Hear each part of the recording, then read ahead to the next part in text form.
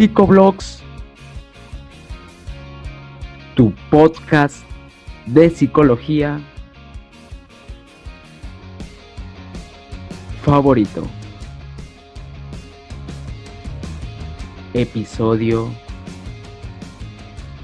5. Muy buenos días, muy buenas tardes, muy buenas noches a todas las personas que nos están escuchando. Aquí una semana más, bueno, ya básicamente ya hemos cumplido el mes en Psicoblogs, tu podcast de psicología favorito.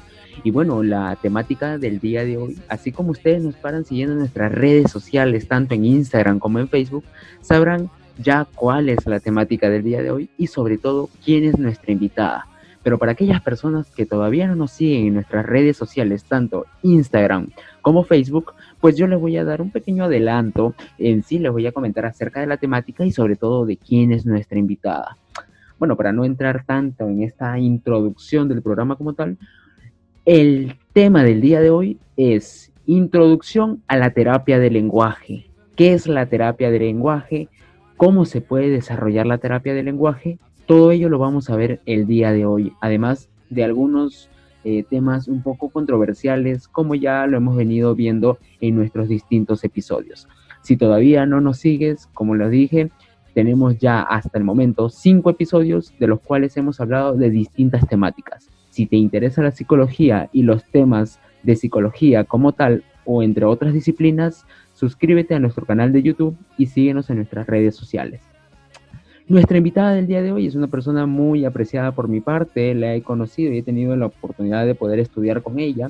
Es la psicóloga y psicoterapista, en este caso tal vez se le pueda conocer también, Wendy Aylas, la cual estoy encantado de poder presentarla y la que nos va a hablar acerca de esta temática de terapia del lenguaje.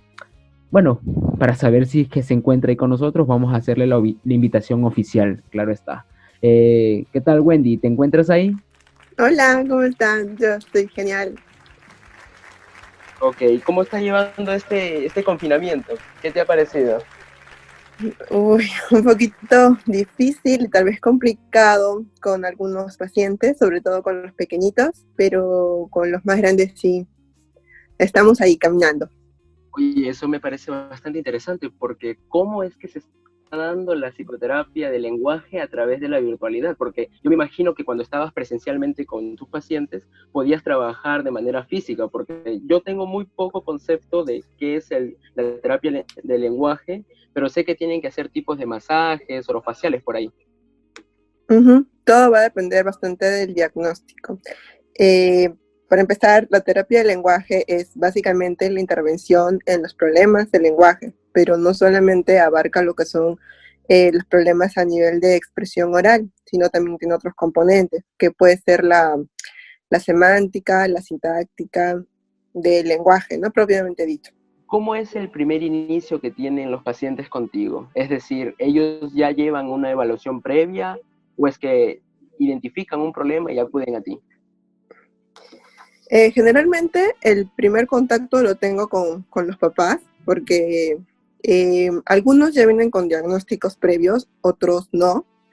Los que vienen con diagnósticos previos casi siempre son los niños que tienen necesidades, digamos, a nivel muscular, ¿no? Que tienen ciertas deficiencias musculares, que han recibido un diagnóstico por un pediatra o por un fonoaudiólogo. Y los otros niños que no tienen un diagnóstico previo casi siempre son porque presentan retraso en su lenguaje o que tienen dificultades con ciertos fonemas, ¿no? Entonces los papás ven esos indicadores o reciben de repente notas de las profesoras de los colegios y es donde me buscan, ¿no? Para hacer una terapia. Ok, y en el caso de la actualidad, ¿cómo se está dando esta recepción por parte tuya de los pacientes? Bueno, como ya me comentaste, yo también soy psicoterapeuta, entonces ahorita con los niños, sobre todo con los más pequeños, es muy difícil hacer una terapia virtual, porque los niños necesitan muchos estímulos, ¿no? No solamente el visual o el auditivo, sino también necesitan estímulos sensoriales y también necesitan un regulador de conducta. Entonces, llevar todo eso de manera virtual es un poco complicado, porque podría utilizar como un canalizador para regular la conducta del niño al papá, ¿no? Pero me sucede con mucha frecuencia que a veces los papás quieren que el niño haga todos los ejercicios de manera perfecta, ¿no? Entonces, si empiezan a tener errores, que es normal y es parte de la terapia, es como que los presionan. Y a mí no me sirve ese factor de estrés para el niño. Es por eso que a los niños, los más pequeños, no estamos atendiendo de manera virtual. Ellos están siguiendo con sus ejercicios que se les indicaron en los problemas que tienen específicos. Y solamente estoy haciendo terapias con los niños más grandes, tal vez, con los que se pueden,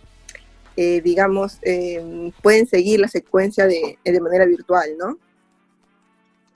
Oh, claro. ¿Y cómo estás viendo esta participación por parte de los padres? Porque, como te había mencionado al inicio, sé que algunos terapeutas tienen que realizar algunas actividades específicamente con los niños, ¿no? De manera física. ¿Cómo tú instruyes a los padres para que puedan trabajar estos ejercicios? Bueno, en realidad antes del periodo de cuarentena, cuando yo iba a las casas, porque yo hago el servicio a domicilio, hacía que el padre participe conmigo dentro de la terapia para que vea cuál era la colocación de repente de los músculos según el fonema o la dificultad que ellos tenían, ¿no? Para que vean cuál es la posición adecuada de los órganos para lograr ciertos fonemas.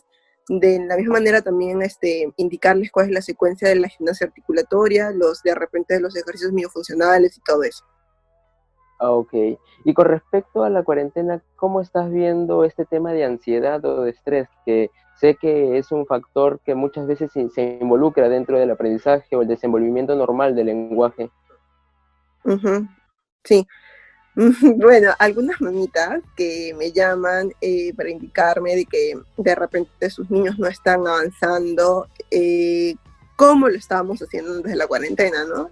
Claro. Entonces también hacerle de repente un soporte emocional o darles una orientación a las mamitas para que vean que esto es algo que es parte de, ¿no? Es parte del proceso. Todos estamos de cierta manera estancados, entonces si es que sobre todo los niños que tienen ya un diagnóstico previo con temas musculares, no van a poder avanzar tan rápido con los ejercicios que nos hemos quedado de repente pendientes y con lo que están practicando, ¿no? Como si de repente el terapeuta fuera a su casa, en este caso yo. Pero vamos ya más o menos, como te comento, hemos hecho orientación, soporte emocional y todo lo demás, y hemos quedado que tenemos que esperar que pase un poco más este tema de la pandemia, que de repente haya mejor respuesta de los servicios de salud, y según eso vamos a tomar nuestras precauciones para recién poder retomar la terapia presencial, ¿no? Ok, bastante interesante esta faceta que nos muestras, ¿no? Porque muchas veces se tiene desligado, por así decirlo, se trabaja en conjunto y sería un poco más complicado uno que sea atendido por un psicólogo y luego ser derivado por un psicoterapeuta de lenguaje. En este caso, tú estás brindando, por así decir, el servicio completo. Como un 2x1, sí. Como un 2x1. Bueno, para conocer un poco más, tú estudiaste psicología, ¿no? Primero estudiaste psicología y luego decidiste dedicarte a la terapia del lenguaje. ¿Qué fue lo que te motivó a inclinarte por esa rama? Bueno, en realidad, yo antes de estudiar psicología, estudié administración de administración bancaria, que son los 3 años de un técnico, pero cuando terminó la carrera, yo estaba trabajando en un banco, me doy cuenta de que no era lo que yo quería para mí, y me quería pasar a la de recursos humanos, porque me interesó más, ¿no? Es por eso que yo empiezo a estudiar psicología. Y llega la parte ya que es internado, ¿no? Para buscar las prácticas y todo lo demás. Okay. Y como que ya no me interesaba tanto recursos humanos, porque ya había de cierta manera apoyado en esa área y ya no me interesaba tanto. Y quería experimentar con la parte clínica. Pero como me puse las pilas muy tarde, no conseguí las prácticas en un hospital en ese momento. Posterior sí, pero en ese momento no. Lo único que conseguí fue prácticas en un centro psicopedagógico, que en realidad pues en mi ficha técnica para el internado iba a poner que era área clínica y educativa. No estaba tan contenta con la educativa, pero ahí vamos. Empecé mi internado y me di cuenta que me gustaba trabajar más con los niños que con los adultos propiamente dicho, porque, y esto lo comento con mucha frecuencia, los adultos tienen demasiados prejuicios, demasiadas barreras. En cambio, los niños aceptan todo, aceptan los ejercicios, las propuestas más rápido. Y los avances con los niños son más próximos también.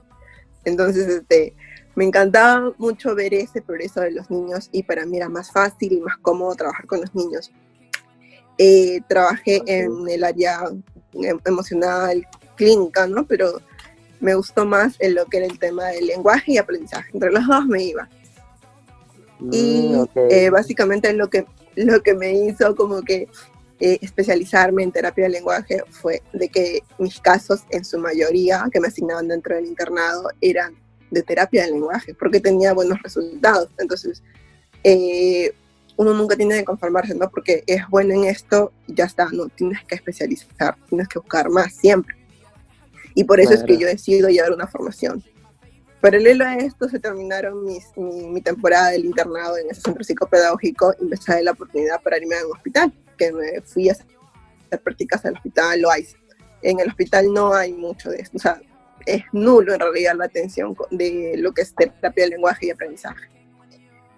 Pero yo quería seguir trabajando en eso. Entonces, mis pacientes que fueron atendidos en lo que fue mi internado, la primera parte de mi internado, tenía mi número porque nos contactábamos con las mamitas y ellos fueron los que me empezaron a recomendar con otros amigos. Ellos mismos me empezaron a llamar y yo les dije, no, yo no tengo un consultorio en este momento, pero si gustas puedo hacerlo a domicilio. Y así empezó. O sea, empezó como que con 1, 2, 3 y después se pasaron la voz y luego tenía la agenda llena. Entonces ya, genial, por mí genial, ¿no?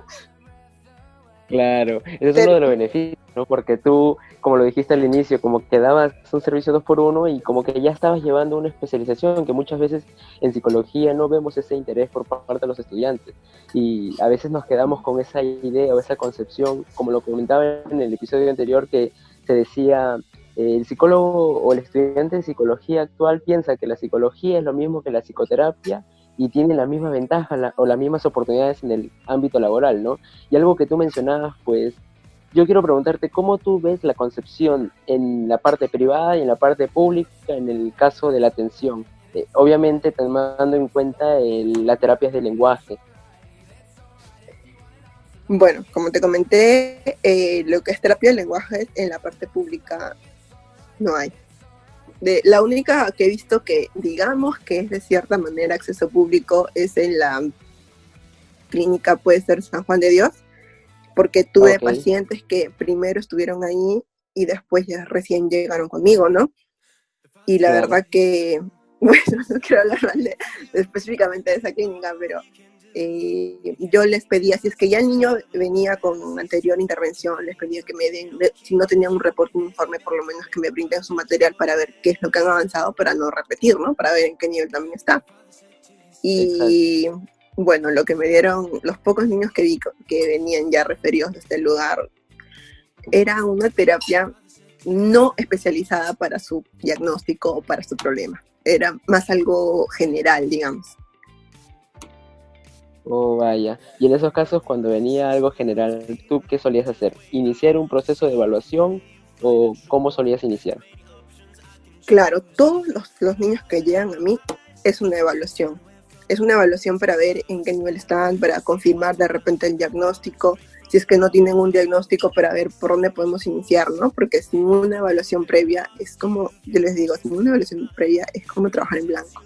No sabemos de dónde comenzar, de dónde jalar, de dónde construir. Entonces es necesaria una evaluación.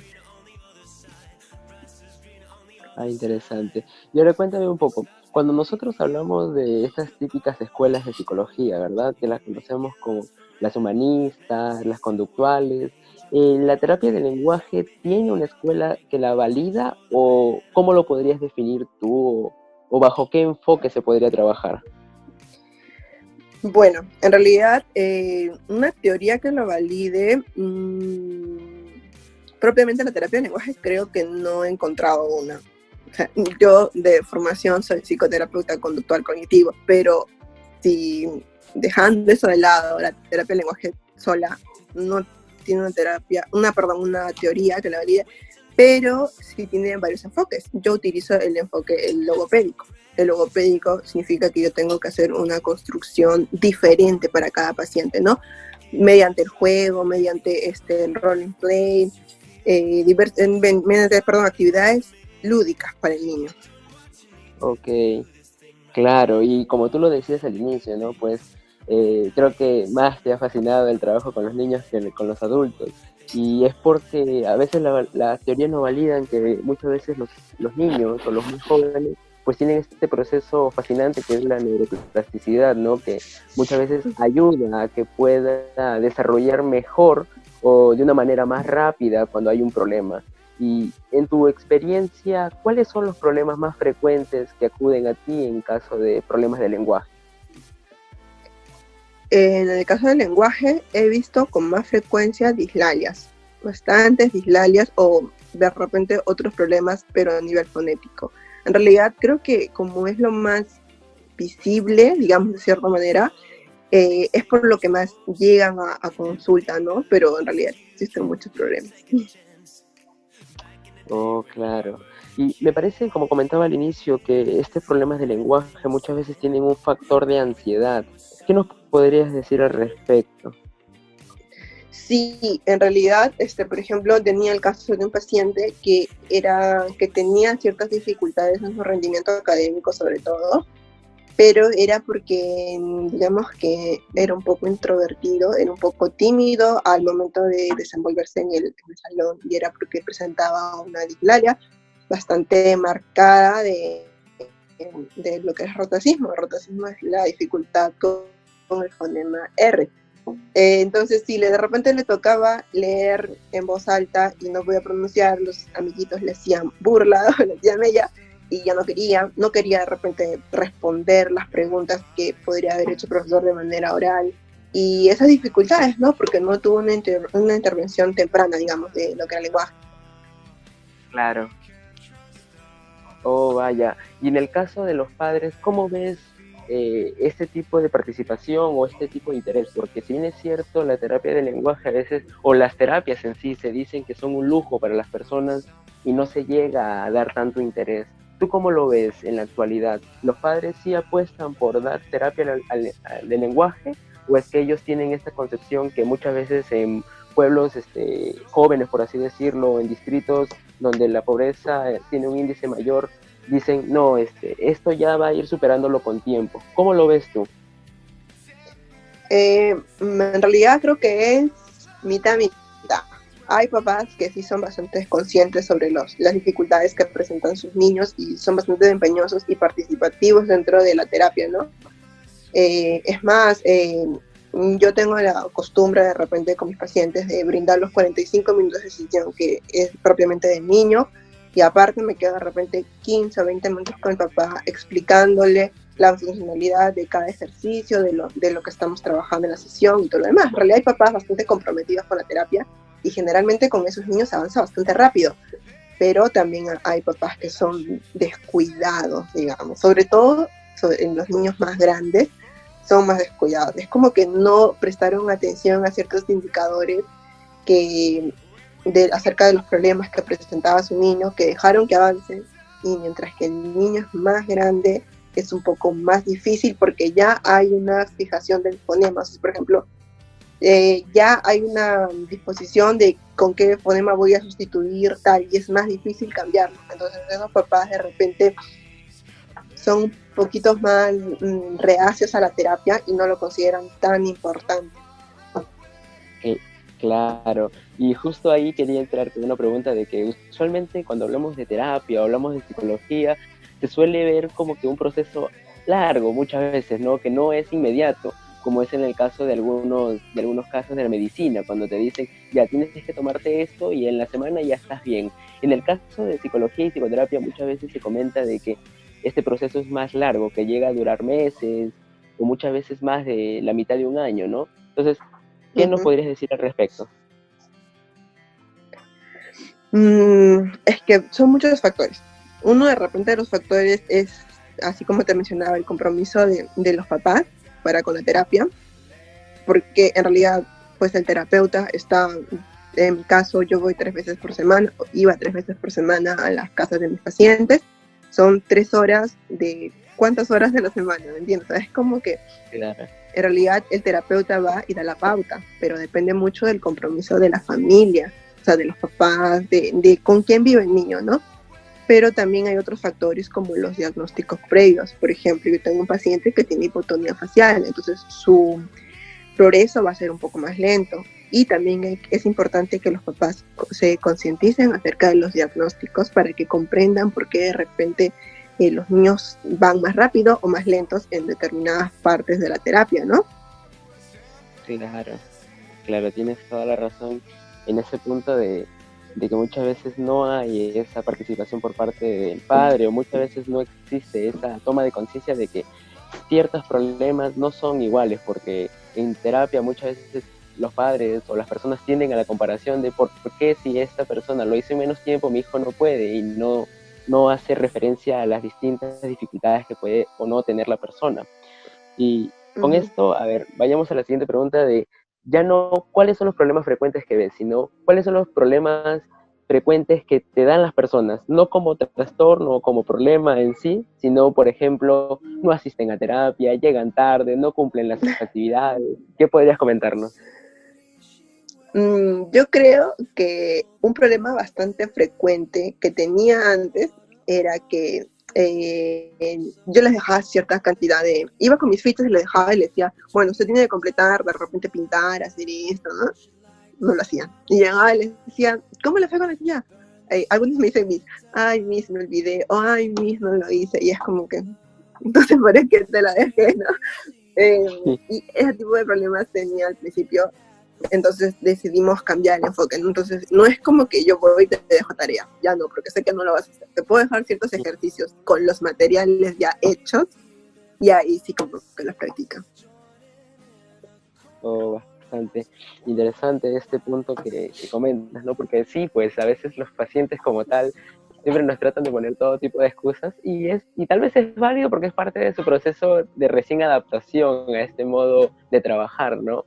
¿Y cuál es tu, sí. podrías decirnos a partir de tu experiencia, qué son las habilidades de un terapeuta de lenguaje para manejar estas ciertas situaciones? O para un terapeuta de lenguaje, ¿qué habilidades debería tener? Yo creo que un terapeuta de lenguaje debe ser bastante activo, o sea, bastante activo, bastante energético, dinámico y flexible, porque una terapia de lenguaje no es que el niño y yo nos vamos a sentar y vamos a repite y repite y repite. Son demasiadas técnicas, los niños no pueden estar sentados más de 10 minutos, es normal que sean inquietos, es normal que quieran pararse, correr, saltar. Entonces, ahí es donde se va un poquito mi terapeuta de lenguaje y se mete a la sesión la psicoterapeuta, ¿no? A regular la conducta, de repente utilizando economía de fichas y cosas así, ¿me entiendes? Entonces, sí, es bastante lo que comentábamos de que es un 2x1 en realidad, porque de repente un terapeuta no tendría las herramientas, un terapeuta de lenguaje no tendría las mismas herramientas que un psicoterapeuta para tratar de regular la conducta de su paciente o generar hábitos y esas cosas. Y eso va un poco más a la parte de tu formación cuando tú estabas recibiendo tus clases, ¿no? De terapia de lenguaje. En esos tiempos, tú veías a compañeros que tal vez estudiaban o no estudiaban psicología. ¿La mayoría estudiaba psicología o venía de otras carreras? ¿O la primera vez que habían escuchado de psicoterapia? ¿Cómo era este proceso? Porque según lo que estamos hablando, pues tú das, por así decirlo, ¿no? Un 2x1 y un paquete totalmente bueno, pues no, porque por una parte has estudiado la psicología que comprende la conducta humana y sabes muchos procesos de cómo regular, manejar a las personas, y por otra parte está el complemento de la psicoterapia del lenguaje, donde abordas ya específicamente un problema. Pero muchas veces estamos viendo este intrusismo, ¿no? Por así decirlo, de por ejemplo profesoras o docentes o otros profesionales que se encargan de otros tipos de acciones pero que estudien la psicoterapia y el lenguaje. ¿Cómo tuviste este proceso? Lo que fue mi formación como terapeuta de lenguaje, bueno, en mi grupo, en mi promoción, todas éramos psicólogas. Éramos todas mujeres psicólogas. pero en otras especialidades, yéndonos un poquito de repente, escapando del tema, en lo que es mi formación que estoy llevando actualmente como especialista en intervención de problemas de aprendizaje, sí tengo compañeras que son docentes, compañeras y compañeros. Ahí sí han participado ambos, está más surtidito nuestro grupo de esta vez de la formación. Ah, ok. Pero en el caso de terapia del lenguaje, ¿no has visto muchas veces a psicólogos que están cumpliendo este rol de psicoterapeuta del lenguaje? Porque en el caso que yo te cuento, de mi experiencia personal, muchos de mis compañeros que no han llevado una formación de terapia del lenguaje, muchas veces se encargan de dar este tipo de ejercicios. Y luego vemos que no hay mejoría, sino muchas veces vemos retrocesos. Entonces, ¿qué opinas tú al respecto de esto? Me llama la atención un poquito que me dices que hay retrocesos, ¿no? Podría ser de repente que los ejercicios empleados no son los adecuados y podríamos estar causando cierta, no lesión, pero digamos, cierto estrés a ciertos músculos de la cara, ¿no? Y de repente es por eso que no es retroceso, sino que podría haber un estrés propiamente de los músculos. Ah, ok. Es que como tú comentaste al inicio, pues a veces nos centramos en las técnicas como de repetición, ¿no? A ver, tren, tren, tren, tren constantemente, o el ferrocarril constantemente, este juego que utilizan algunos psicólogos o terapeutas para trabajar los fonemas de R, ¿verdad? Entonces, vemos que en el caso que yo he tenido experiencia trabajando, pues veo que los psicólogos muchas veces dicen, ya, tiene problemas en pronunciación, entonces vamos a trabajar esta actividad. Y yo veo, pues, cuando veo a los chicos, esa frustración de que no les sale, y la psicóloga persiste en mantener la misma técnica, y pues el niño está frustrándose más.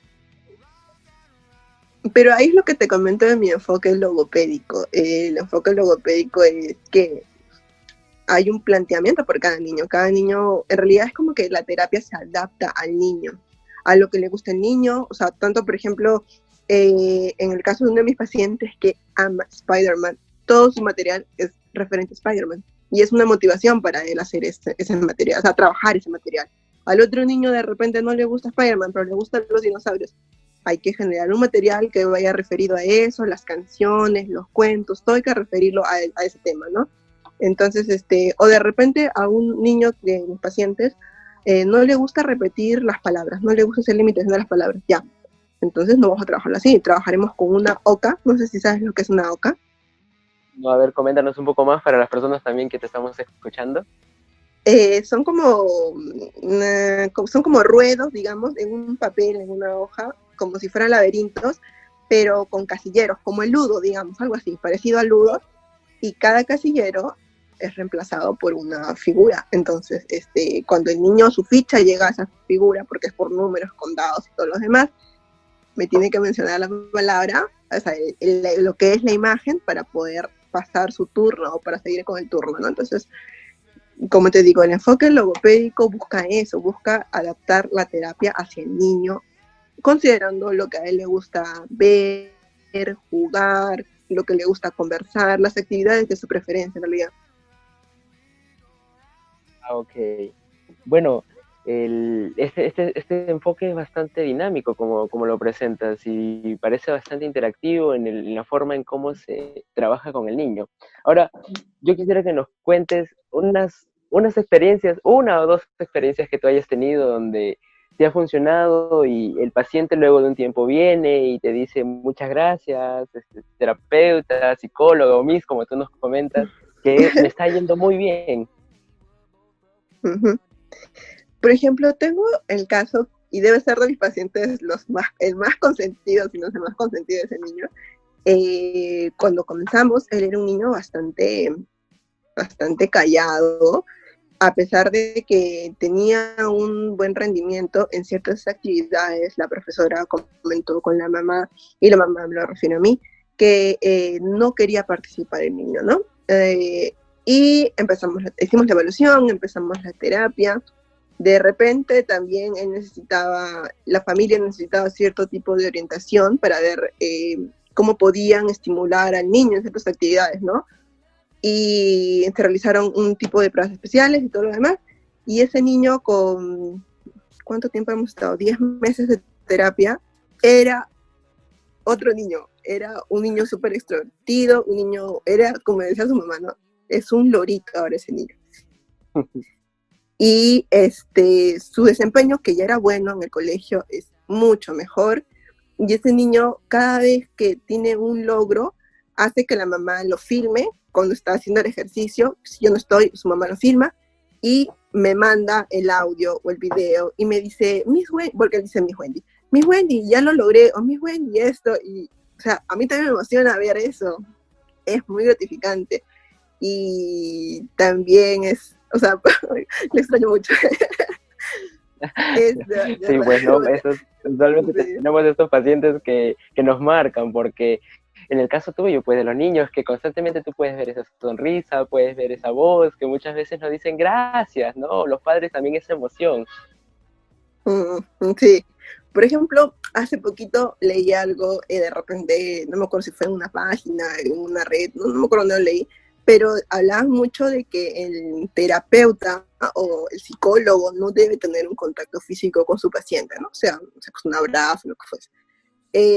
Y yo me acuerdo que respondí que yo no tengo esa limitación con mis niños. Si mis niños me quieren abrazar, yo los abrazo. Si me quieren dar un beso, yo lo recibo, ¿me entiendes? O sea, es como que creo que también esa es la parte en que me gusta más de ser terapeuta de niños.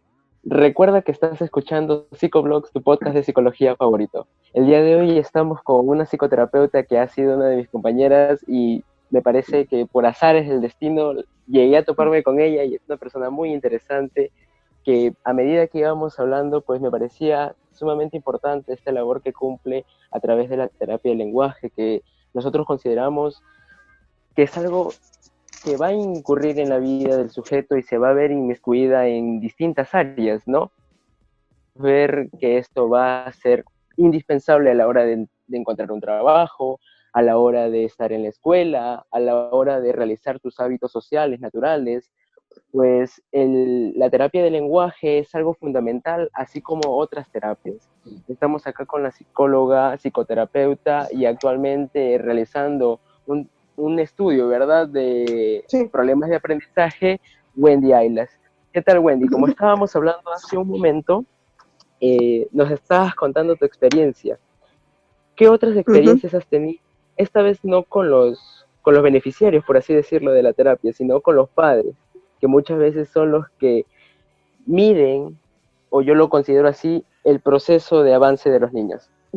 Sí, en realidad, como creo que te comenté antes, los papitos de mis pacientes son mi mejor estrategia de marketing. De verdad que el boca a boca, digamos, que pueden comentarse, que pueden decir, que te pueden referir, es mi mejor estrategia, creo. No he Claro, tenido hasta ahorita no he tenido hasta ahorita ningún papito o mamita que me haya hecho algún reclamo porque no ha visto de repente proceso en su terapia o porque no les haya gustado la intervención que he hecho, felizmente. Claro, y es que eso es fundamental, me parece que en el trabajo que cumplimos tanto los psicólogos como los psicoterapeutas, en que lo que se ve son los resultados y a partir de eso es que nos llaman, nos empiezan a contratar y pues en el caso tuyo, desde este modelo que tú estabas empleando la psicoterapia del lenguaje logopédico, ¿verdad?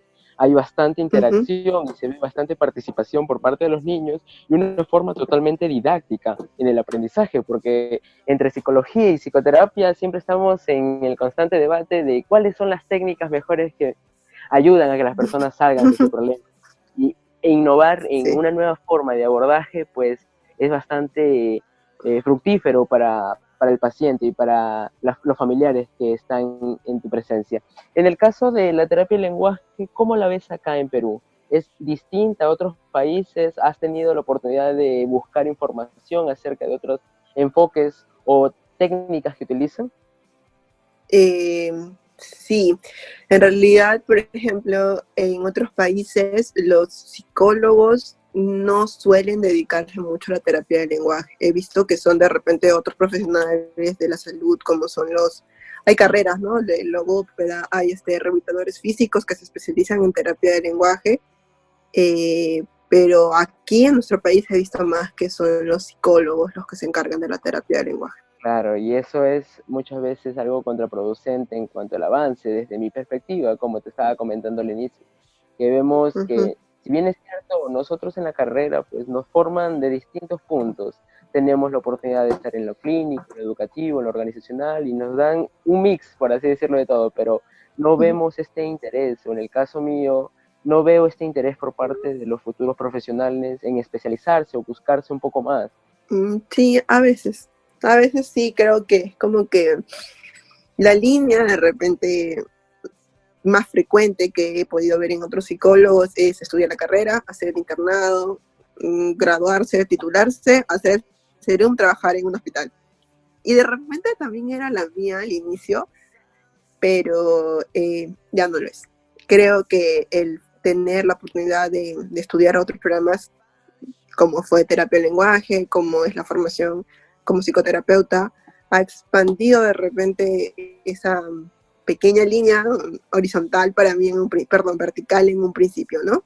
Claro, y es que también nuestra experiencia previa y nuestro desenvolvimiento en nuestro campo, pues va a decir mucho de nosotros. En tu caso, yo recuerdo que eres una persona bastante dinámica, ya desde el inicio se da cuenta de que estamos hablando con una psicóloga de terapia del lenguaje, porque tú se ve que tienes este dominio.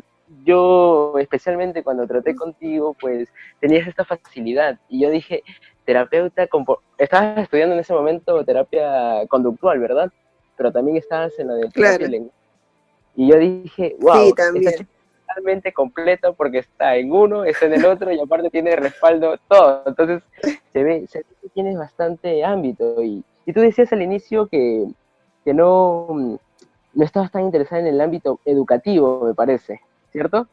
Eh, no, creo que cuando nos conocimos, espérate, voy a empezar, nosotros nos conocimos en un taller, creo que fue de autismo, en la Autónoma, Ajá. que nos invitó el doctor Anicama, me parece. Y yo te comenté de que no era mucho mi interés lo que es el serum propiamente dicho. O sea, es como que todavía me lo estoy pensando en realidad, no es como que algo que quiera hacer de manera definitiva, porque como te comenté hace mucho tiempo, mi proyección ahorita es más abrir, más que tener un consultorio, es abrir un centro de repente multidisciplinario, donde no solamente haya un psicólogo, sino también haya otros profesionales, ¿no? Como los rehabilitadores físicos, no sé, todo lo que se necesite, pero para niños, o sea, propiamente para niños quiero. Claro. ¿Y cómo ves esa oportunidad? Porque a veces se ve, a veces limitado. ¿Cómo es que tú inicias o cómo es que tú te da la idea, tú tienes esta idea de formar un centro?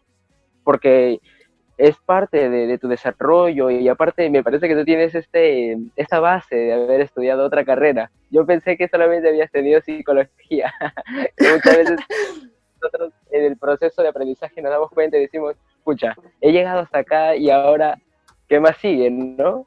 Entonces, me parece que tú tienes esa sólida o esa base que te da la oportunidad. ¿Cómo así surge esta idea? Yo creo que tiene que ver también bastante con lo que yo he estudiado administración. O sea, estudié administración en un instituto, sí, pero siempre, ay, ¿cómo lo digo? ¿Cómo lo digo para que suene bien? Digamos que yo soy una persona muy libre. No me gusta estar como que comprometida o amarrada a un contrato, ¿me entiendes? Me gusta mucho ordenar mis tiempos, no me veo trabajando en una oficina, no me veo haciendo lo mismo todos los días, entonces, eh, como buen administrador, quiero emprender mi negocio y como buena psicóloga voy a trabajar en lo que a mí me gusta, entonces de ahí viene mi idea de formar un centro psicopedagógico o de repente multidisciplinario, que es lo que yo quiero abrir. Por eso, porque en realidad la terapia con los pacientes, ya sean adultos, sean niños, nunca es todos los días lo mismo, siempre hay una variación, por más mínima que sea hay una variación, y eso es lo que me llama la atención bastante de ese negocio, o sea, no me voy a aburrir y no me voy a sentir esclavizada. Claro. ¿Y por qué tú ves o bueno, yo te pregunto, ¿tú sientes que los psicólogos actuales o los estudiantes de psicología tienen este pensamiento de formar o están más arraigados a la costumbre de de trabajar para alguien, de seguir este mismo proceso de sales de la universidad, haces tu serum o haces tu colegiatura y luego terminas trabajando, estando, por así decirlo, amarrado a un hospital o a un consultorio o a un centro de salud? ¿Por qué crees que hay este patrón? Lo que pasa es que nosotros, como sociedad, a todos nos han criado de esa manera, creo, que es como que te tienes que estudiar una buena carrera, con el apoyo de tu familia o de quien fuese, tú estudias una carrera para trabajar en una gran empresa, pero el tema es que la gran empresa tú no eres indispensable para esa gran empresa, en cualquier momento te pueden sacar, ¿me entiendes? Pero si es tu negocio, ¿quién te va a sacar de ahí? Exacto, y esa es una de las ideas que muchas veces falta, ¿no? Esta idea de tú tienes que encontrar el mejor trabajo y ahí te tienes que quedar, porque es Ujú. mucho más difícil trabajar de manera independiente cuando está esa posibilidad de que en cualquier momento todo caiga. E incluso esta cuarentena nos ha dado así como decir una cachetada para despertar de decir, oye, los trabajos propios, mira cómo están fracasando. Los trabajos para alguien más se han visto frenados porque no todos tienen la oportunidad o no todos cumplen, por así decirlo, este requisito de indispensable para atender a las demás personas. Pero en tu caso, ¿cómo has hecho esto, no? Porque esto puede ser o bien una forma de bajar y de retroceder el avance que tú tenías planeado o un impulso Ujú. para mejorar e implementar nuevas estrategias. Sí, en realidad, como comenté al principio bueno, del episodio de la grabación, eh, ahorita está un poco paralizado, digamos, lo que son las terapias por el hecho de que mis pacientes en su mayoría son niños de, que te hablo, 4, 5, 6 años. Entonces son muy pequeños como para recibir una terapia virtual en la que yo considero que de repente habrían progresos, ¿no? Aparte que están saturados adaptándose recién a lo que son las clases virtuales del colegio. Entonces, he decidido aprovechar el tiempo de la cuarentena para recibir cursos, buscar de repente nuevas herramientas para ellos y de esa manera, ¿no? O sea, es también no sentir que como que me estanqué y no hice nada, sino he crecido de repente de otra manera. Claro, y es que estamos viendo bastante retroceso. Bueno, en el caso, yo no sé por qué tengo este entorno tan pesimista que siempre veo el lado de lo que no funciona. Porque estoy acompañado de personas que muchas veces dicen, no, pero de esto no vamos a salir, qué complicado, y el formar una empresa, porque obviamente también es algo propio, ¿no? Es una idea, es una meta, es un sueño, el de tener tu propio, Uh-huh. ya sea tu propio consultorio, tu propia empresa, y eso es bastante importante desarrollar, ¿no? Porque cómo vemos la salud mental hoy en día con parte de los establecimientos públicos, bastante decadente, no vemos Sí. esa energía o esa importancia que se le toma. Yo, si bien es cierto también en el proceso de estudiar psicología, pues muchas veces decían, tú para estudiar psicología o para dar terapia, pues tienes que pasar por este proceso de terapia. Y cuando iba a un establecimiento de salud pública, pues nos daban una terapia a dos y espaciada de acá a 3 meses. Entonces, Terrible, sí. totalmente terrible. Sí. Y justo tú comentaste al inicio que no son muchos los establecimientos de salud pública que otorgan esta terapia. ¿Cómo tú ves el Uh-huh. tema, el factor económico, que muchas veces este suele ser un tema un poco picante para muchas personas Uh-huh. porque no todos tienen esta posibilidad de acceder a este tipo de beneficios? ¿Cómo ves tú el Uh-huh. tema económico? Bueno, según lo que me han comentado las mamitas de mis pacientes que han venido de este tipo de servicios, me comentaron de que sí es más económico, pero hay que tener mucha disponibilidad de tiempo porque hay que ir a hacer una cola para separar el cupo, para reservar, son fechas determinadas, son horarios determinados, no hay flexibilidad de poderlos cambiar de repente. Yo, por ejemplo, con mis pacientes lo que trabajamos mucho es, nosotros tenemos un vínculo de comunicación muy fuerte porque ellos tienen el chance de poder postergarme la terapia, ¿no? Que suena un poco loco porque, o sea, ¿por qué un psicólogo permitiría eso? Pero es que todos tenemos emergencias, todos nos vamos a enfermar, a todos nos puede pasar imprevistos, entonces yo con ellos he conversado mucho sobre ese tema, y si ellos me avisan con de repente 1 o 2 días con anticipación de que cierta fecha no van a poder, yo lo considero dentro de su plan y corremos la fecha y genial, porque también hay que ser un poco empáticos con las personas, ¿no? O sea, a todos nos puede suceder. Claro, y eso me parece fascinante, por eso es que te dije que la primera vez que te vi yo había sido como que un desborde de felicidad y tranquilidad y bastante entusiasmo, porque eso es lo que transmites. Y me parece, desde mi punto de vista, no sé cómo lo dirán las personas que nos escuchan o las personas que luego vean este episodio, porque se ve esa arraigada característica de que el terapeuta fija una fecha y si no cumples la pagas y la próxima semana se te programa, pero obviamente tienes que cancelar la otra que sigue, la otra terapia. Entonces me parece bastante interesante. Yo igualmente con mis pacientes, yo comprendo, porque los problemas los podemos tener todos, pero obviamente si es que estos problemas se ven consecutivamente, que diariamente tienen problemas, Sí. entonces también se tiene que evaluar.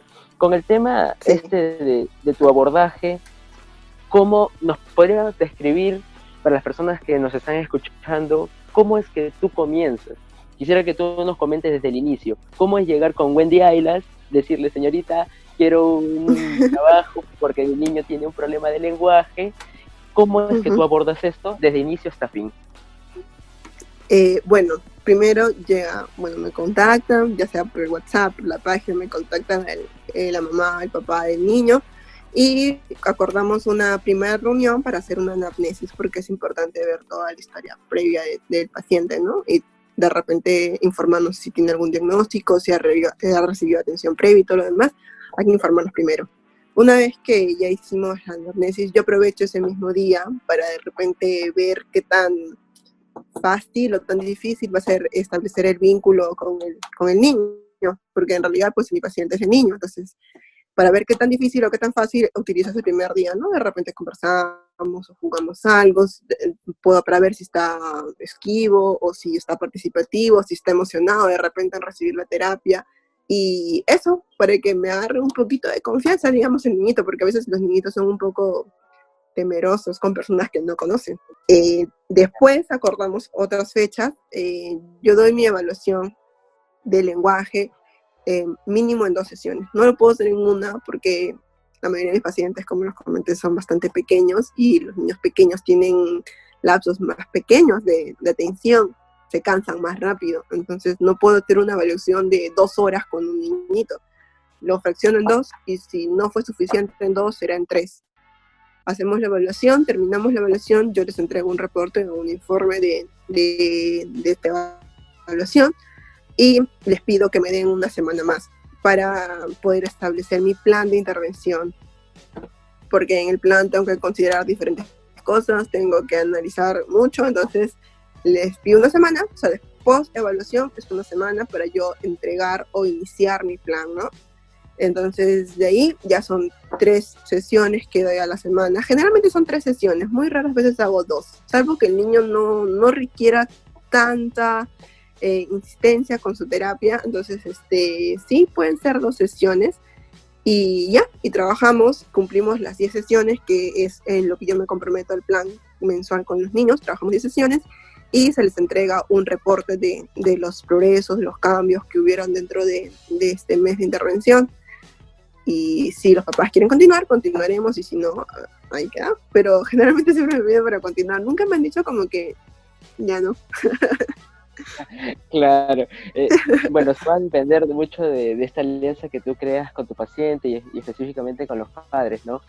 Y ahora, dentro de tu evaluación, ¿tú incluyes pruebas psicológicas o ya, bueno, tu experiencia obviamente tú reconoces? Porque creo que en un momento estábamos hablando, no sé si recordarás, pero yo te dije, ¿cómo tú puedes identificar? Y tú me dijiste, bueno, es que dicen tales cosas y ya es algo automático, que simplemente llega a mí y ya identifico si es una dislalia, si es una disartria, y yo me quedé, wow, ¿cómo es posible que puedas hacer esto?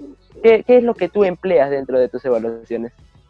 Mira, dependiendo del rango de edad, utilizo ciertas pruebas. Si, por ejemplo, está dentro del rango de edad, utilizaré de repente una prueba ELO, que es bastante completa porque me va a permitir explorar diferentes áreas del lenguaje. Y según los resultados de esta prueba, que para mí es como base, digamos, una de las básicas, veré otras pruebas según los resultados que se requieran para completar el diagnóstico, o completar no tanto el diagnóstico, sino la identificación del problema. Entonces sí tomo una serie de pruebas. Si el problema es, digamos, evidente, no requerirá tantas pruebas, pero si el problema es algo más específico, sí va a requerir más pruebas y por ende va a tener que hacer las 3 sesiones de evaluación, que son 3 máximo, tomo en realidad. Claro, y es que también muchas veces va a depender de los padres y la disposición de los niños en este caso, ¿no? Porque también a veces los padres o los pacientes dicen, ellos traman, ¿no? Porque yo también he estado en la posición de ser paciente y ser especialista, y muchas veces dicen, no, está alargando la terapia por algo, esta psicóloga quiere sacar un poquito más de plata, ¿no?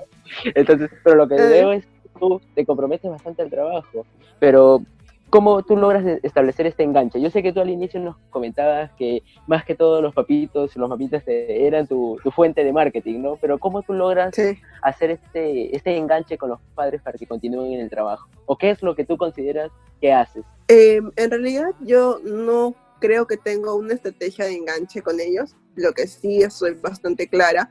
Tampoco no les digo como que en 3 meses su hijo va a hablar bien o en 6 meses, o no les doy tiempos determinados, pero sí les explico qué es lo que él necesita y de repente me ha llegado, no me ha tocado casos de niños que no hablan la R, me dicen, no, es que mi hijito no habla la R, ya, genial, la R es un fonema bastante tedioso, porque va a depender mucho de las habilidades del niño también, pero al momento de hacer la evaluación, identificamos que de repente hay otros fonemas que son prerequisitos a la R, y que el niño no los tiene, entonces como no los tiene, primero hay que trabajar eso. Y hay una secuencia, hay un orden específico que va a depender de la evaluación, ¿no? De repente no va a ser según el modo de articulación, porque yo veo más deficiencias ahí o hay más dificultades, porque los fonemas están agrupados de diferentes maneras. Entonces, si yo lo veo por, digamos, modo de articulación, entonces le voy a explicar, si este fonema no está, este tampoco va a estar, este tampoco, es como una cadenita, ¿no? Entonces ellos van a entender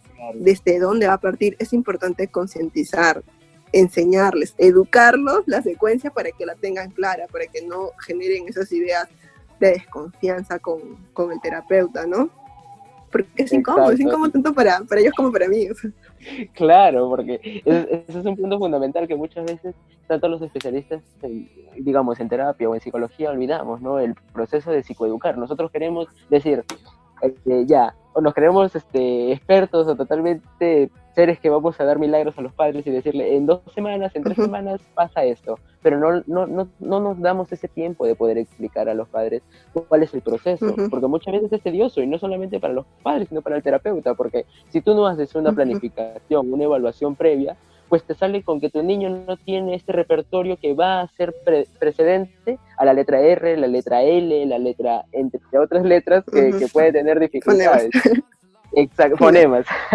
Entonces va a ser muy, muy complicado. En cambio, si tú explicas desde el inicio cuáles son las dificultades y cuáles son esta cadena, ¿no?, que tú comentaste, que va a llevar al aprendizaje, pues el padre, o uno lo va a comprender, o otro va a creer que no le estás hablando en serio, o no va a creer que estás haciendo un buen trabajo. Entonces me parece bastante bueno esto que estás detallando, el psicoeducar, el enseñar en qué consiste tu evaluación y tu trabajo. Llegando a esta última parte, vamos a hacerte unas cuantas preguntas en cuanto a los temas más controversiales, por así decirlo. ¿Aceptas? Ay, qué miedo, ya está bien. Bueno, ¿qué sabes tú o qué es lo que has podido escuchar o enterarte acerca del abordaje de terapia del lenguaje en los niños con autismo? Niños con autismo. Ya, mira, ese es un tema que es bastante picante, porque en mi experiencia, y no necesariamente en la clínica ya, pero, o sea, no quiero comprometer a ningún lado, pero es triste ver que algunos terapeutas de lenguaje, cuando hacen intervención con niños con autismo, se enfocan mucho a la parte fonética, y los niños generalmente que tienen trastorno autista, tienen otras necesidades como la parte semántica y sobre todo la pragmática. Entonces, enfocarte en que repita o diga un fonema bien no es lo que ellos necesitan, porque lo va a repetir. Generalmente, como nosotros, bueno, los que saben de psicología, los niños con trastorno del espectro autista tienen muchas ecolalias. Entonces, el niño tú le dices avión y te va a decir avión, árbol, árbol, pero no lo está comprendiendo y sus necesidades son otras. Ellos tienen que aprender de repente a cómo utilizar esa información para llegar, para comprender. Es otro camino. Entonces, en el tema específicamente con los niños con TEA, sí me parece un poco, no quiero decir que mal, pero sí me da como que una sensación no tan agradable ver cómo intervienen, ¿no? Claro, y es que muchas veces los psicólogos específicamente, o en el campo donde yo he estado, pues nos arraigamos en esto, ¿no? En la repetición, donde dicen, ya, hoy día su niño aprendió a decir, no sé, rojo, y luego el padre le dice, sí, dice rojo, y constantemente dice rojo, rojo, rojo, entonces ya nos damos cuenta de que no es que haya aprendido, sino que es parte de su condición, que muchas veces se ve esta ecolalia, ¿no? Pero no se va más allá. Es que el lenguaje no solamente es la parte fonética. Como dije al inicio, tiene muchos componentes y cada niño, según su diagnóstico, tiene diferentes necesidades. Es por eso que es importante la anamnesis y la evaluación. Exacto, porque esto nos va a ayudar a considerar distintos aspectos, pues, para el abordaje. Ahora, segunda pregunta, que es parte de estas preguntas tal vez incómodas o picantes que muchas veces se escapa, ¿no? Y que todo el mundo quiere saber. La siguiente pregunta es, ¿cómo tú haces este proceso? Justo íbamos a eso.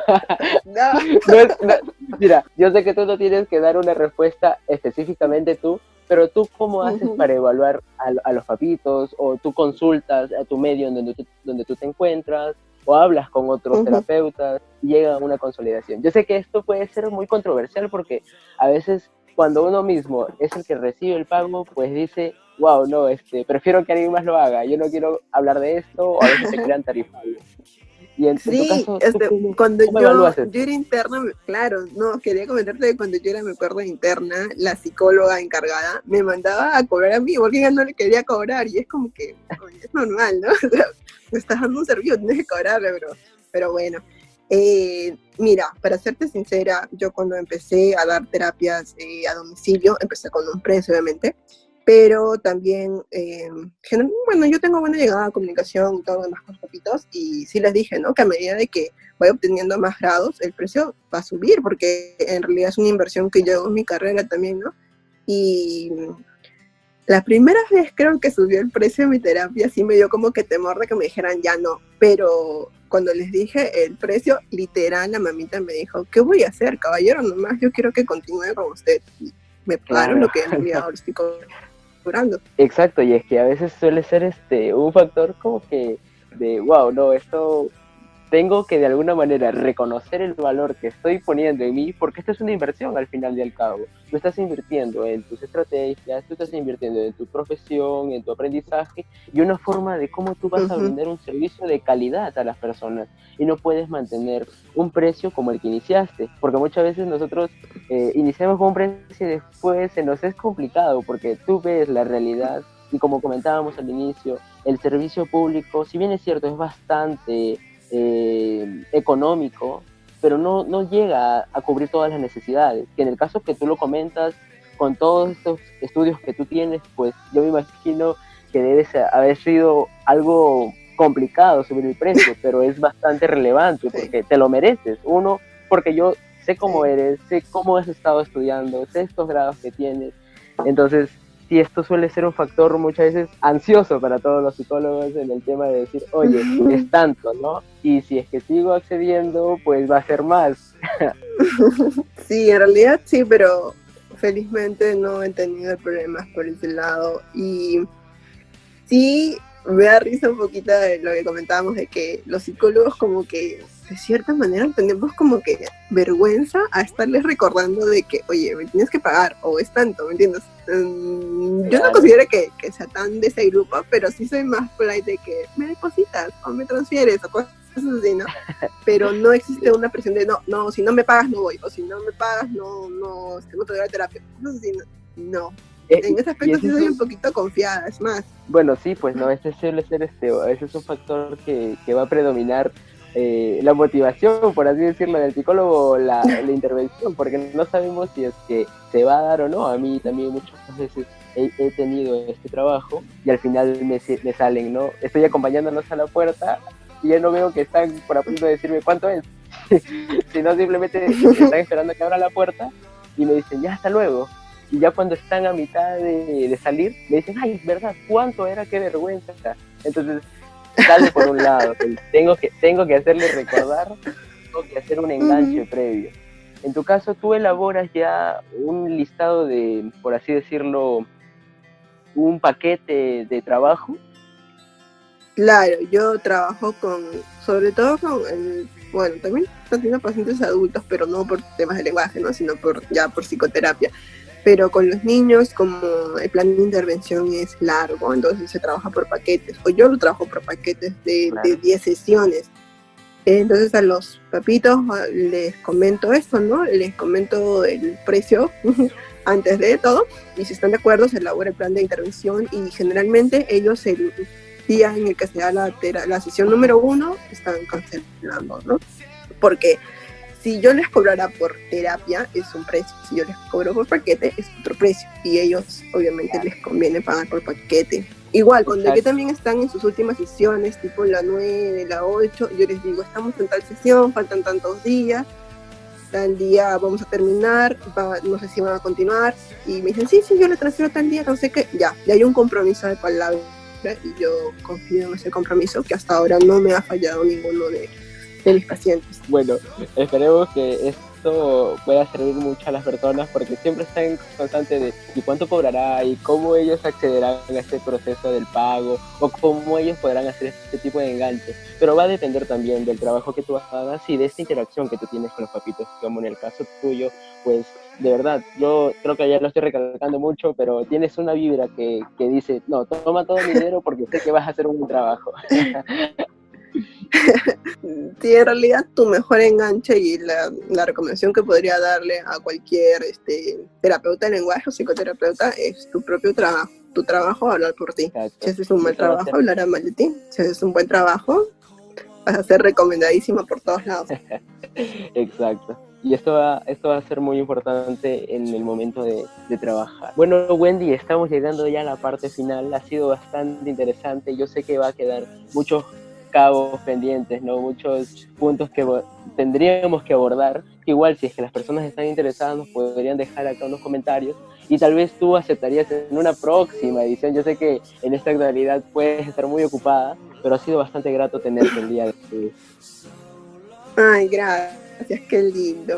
Ya, pues entonces la primera es gratis, la segunda sí te cobraré.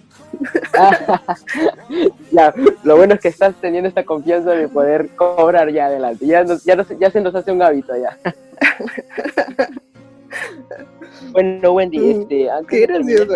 yo quisiera que nos digas cuáles son estas redes en las cuales las personas pueden contactarte. Yo sé que hace un momento estábamos hablando de que tienes una página en Instagram, ¿verdad? Coméntanos un poco de eso, cómo las personas pueden contactarte. Bueno, como no, si es que por alguna casualidad llegan con mi número, por mi número telefónico, y si no, me pueden encontrar en Instagram como Psicología con Gwen. No soy muy activa en lo que son los posts, pero si me mandan un DM sí lo voy a responder. Es mi compromiso que más adelante activaré con frecuencia los posts en esa página, pero es que yo soy muy ociosa para las redes sociales, la verdad. Y eso, porque nos ocupa un tiempo que a veces ni siquiera controlamos. Pero sí, si tú lo pones como un recordatorio, como un compromiso personal, sé que lo vas a hacer, porque tu trabajo lo va demostrando. Igual, es parte de nuestro proceso. Y esta empresa se tiene que fundar desde unos buenos cimientos. ¿Algún tipo de correo o algún Facebook, por así decirlo, que está en planes? Facebook no utilizo mucho, la verdad, no me gusta, pero me pueden también contactar al correo wendy.ailasmartinez@gmail.com. Excelente. Justo ahorita estoy revisando tus redes sociales y sí, veo que ya has publicado unos posts en qué hacer, qué es la ansiedad, ¿verdad? Bastante interesante. Entonces, la recomendación del día, sigan a la psicóloga Wendy Aylas Martínez en Instagram como Psicología con Wen, Wen con doble, obviamente, ¿no? De Wendy. Sí. Entonces, Sí, muchas me gracias cambió por haber tantas veces estado. el nombre. Muchas gracias por haber estado en este programa del día de hoy. Hemos hablado de terapia del lenguaje y cómo lo ve una psicoterapeuta del lenguaje de Perú, no en este momento de confinamiento. Espero que te haya sido muy grato este trabajo que hemos tenido. Sí, sí, gracias por la invitación, de verdad. Estoy contenta de haber participado. Muchas gracias a ti, porque gracias a tu experiencia vamos a poder saber un poco más y saber hacia qué distintas disciplinas inclinarnos en cuanto a la psicología. Muchas gracias, Wendy, nos vamos a estar viendo en una próxima edición. Ya sé que tengo que reservar mi cita y por ahí vamos conversando los tarifarios. Te pasa el número de cuenta, no te preocupes.